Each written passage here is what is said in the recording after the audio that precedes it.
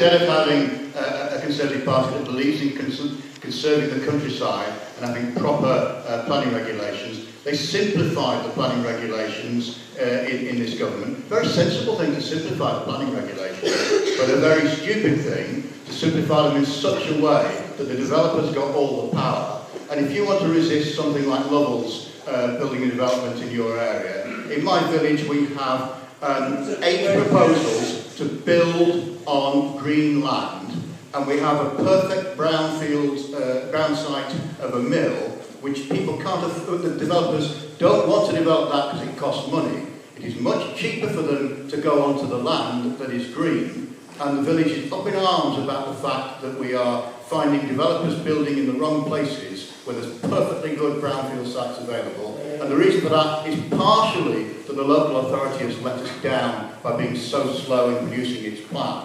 But it's much more that unless that plan says build, build, build, Bristol will turn it down, and that's made it exceptionally difficult for the local authority to get that plan in.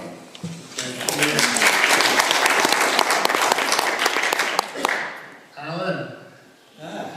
More people, more houses, more roads, more rail, more energy, and on it goes. And the fact of life is that the beautiful parts of the world, such as Settle, cannot escape these things if it wishes to continue status quo.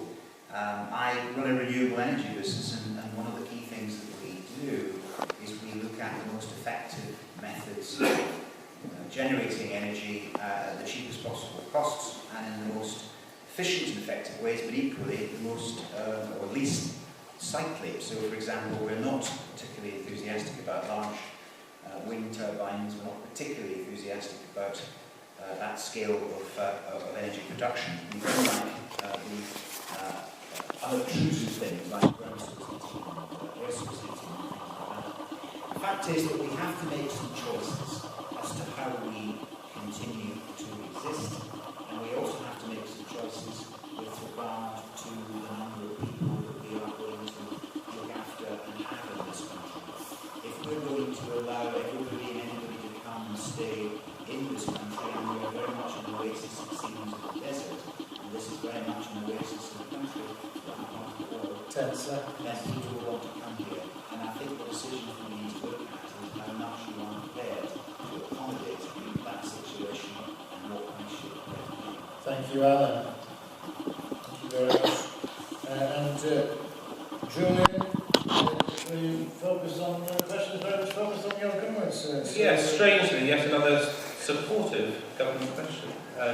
I think that we have done a great deal for the environment. We've introduced the Energy Act, which I voted for. That Energy Act has given much greater clarity on nuclear, on renewable energies, on the whole pricing mechanism, so that people can invest, and that we can invest in mechanisms and means of producing our energy that are carbon neutral or reducing our carbon footprint.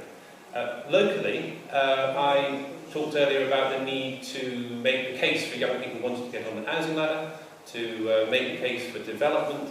But in the work I've done over the last 5 years, I've tried to represent both sides, the views of organisations like CPRE and others who are very, very passionate about how we protect our local environment.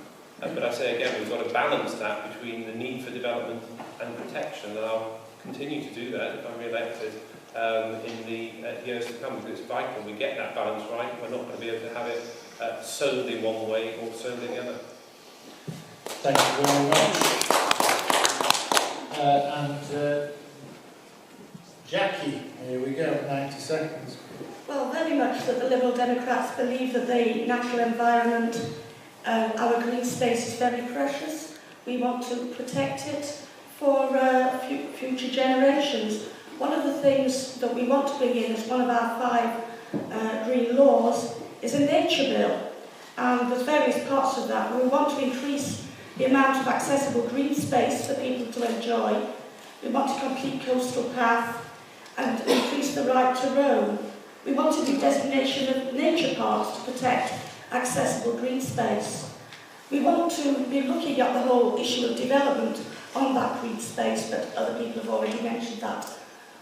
Also about forests. We want to be planting more trees.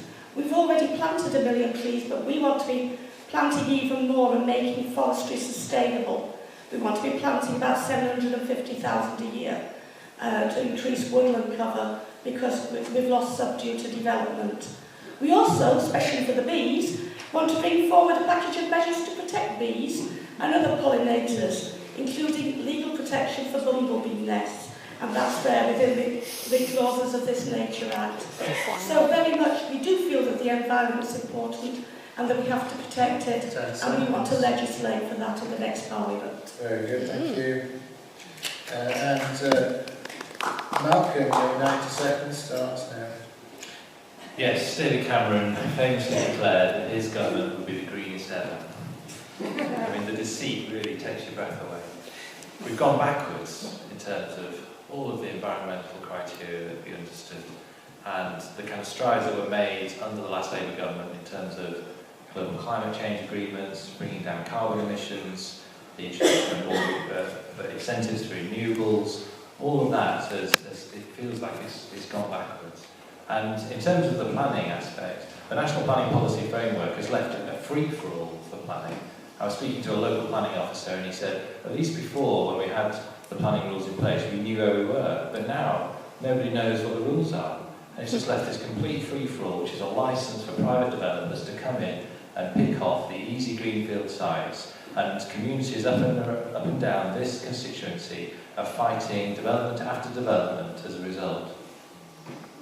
Now, I really value this landscape. I grew up here, I've hiked over a fair proportion of it, and I love it, and I would certainly pledge, if I became the MP, to help to protect it and to make sure that any development we did have was appropriate and sustainable.